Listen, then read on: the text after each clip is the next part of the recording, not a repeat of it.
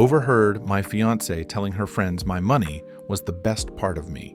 So I humiliated her and she trashed my house. Now I'm taking her to court and made sure she never gets a penny. Hey Reddit, I'm Jim, a 32-year-old software engineer, and I never thought I'd be here, airing my dirty laundry for the world to see. But here we are, because sometimes you just need to share your story with people who might understand. It all started innocently enough. I had been with my fiancée Kim for about 3 years. We met through mutual friends and hit it off almost immediately.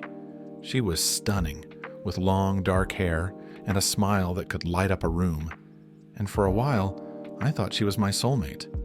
We got engaged a year ago, and everything seemed perfect. But you know how they say love is blind? Well, I was practically fucking blindfolded. Kim had this way of making everything seem amazing. We went on vacations, had fancy dinners, and always had a good time. But then, shit hit the fan. One night, I got home early from work. I was supposed to be at a conference, but it got canceled last minute. I thought I'd surprise Kim and maybe take her out for dinner. I walked into our apartment, and she was in the living room with her friends. They were drinking wine and laughing. I didn't want to interrupt, so I stayed in the hallway, out of sight, just listening for a bit. And that's when I heard it. One of her friends asked her what she loved most about me. I expected her to say something like, my sense of humor or how I treated her. But no. What she said was, honestly, it's his money. I mean, Jim's a nice guy and all, but his money is the best part of him. Without it, he'd be just another boring dude. I felt like I'd been punched in the gut. My heart sank, and I could feel my blood boiling.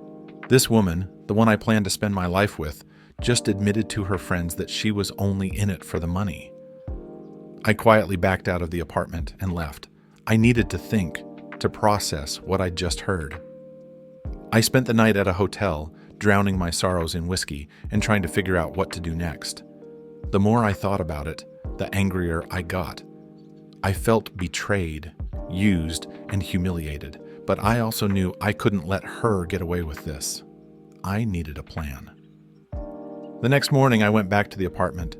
Kim was there, looking all innocent, like she hadn't just ripped my heart out the night before. She asked where I'd been, and I told her I needed some space to think. She seemed concerned, but I could see right through her bullshit. I decided to play it cool for a few days, acting like everything was fine, while I put my plan into motion. I started gathering evidence. I went through her texts and emails, looking for any signs that she was only with me for the money. And boy, did I find a treasure trove of incriminating shit. Messages to her friends, talking about how she couldn't wait to get her hands on my money, plans for expensive shopping sprees, vacations, and even discussions about what she'd do if we broke up. With all this evidence in hand, I decided it was time for a confrontation. I wanted to humiliate her, to make her feel as small and worthless as she had made me feel. I planned a dinner party and invited her friends over. When everyone arrived, I acted like the perfect host, serving drinks and making small talk. But inside, I was seething. I couldn't wait to drop the bombshell. After dinner, I stood up and raised my glass. I want to make a toast, I said, trying to keep my voice steady, to Kim, the love of my life. You know, I've been thinking a lot lately about what makes our relationship so special, and I realized it's not just love, it's trust and honesty. Kim smiled, probably thinking I was going to say something sweet. And speaking of honesty, I continued, I think it's time we had a little heart-to-heart. Kim, do you want to tell everyone what you love most about me?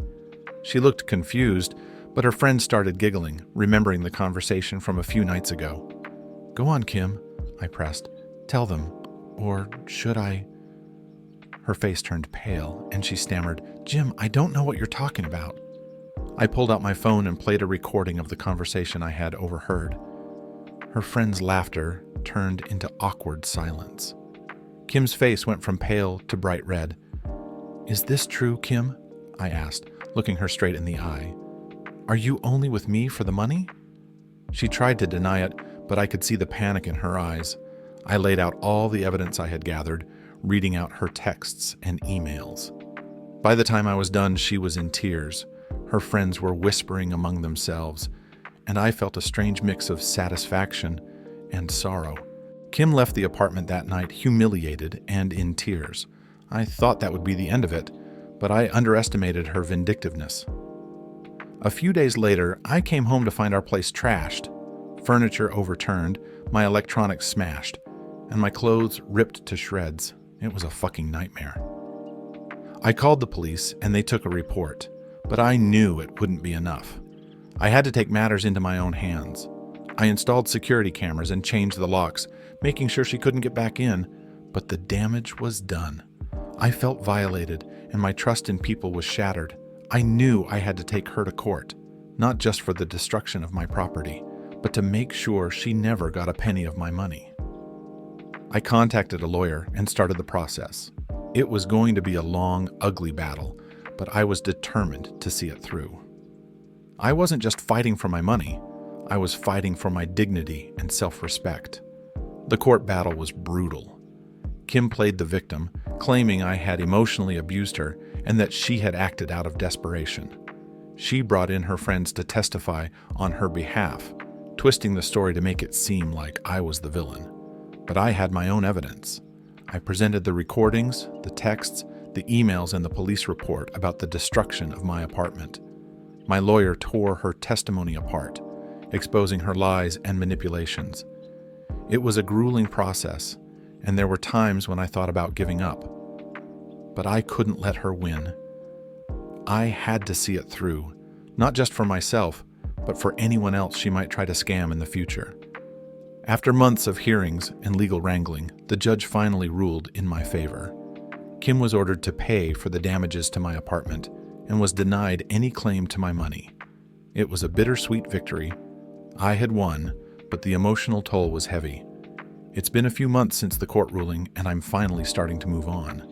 I've learned a lot from this experience, and I know now that I need to be more careful about who I let into my life. I've started dating again, but this time I'm taking it slow. I'm focusing on finding someone who loves me for who I am, not for what I have, and I'm making sure to protect myself, both emotionally and financially. As for Kim, I heard through the grapevine that she's moved out of town. Good riddance. I hope she learned something from all this, but I'm not holding my breath. In the end, I think I've come out of this stronger. I know now that I deserve better, and I'm not going to settle for anything less. Thanks for reading, Reddit. If there's one thing I can leave you with, it's this. Don't let anyone take advantage of you. Know your worth, and don't be afraid to stand up for yourself. For future content, please like and subscribe, guys.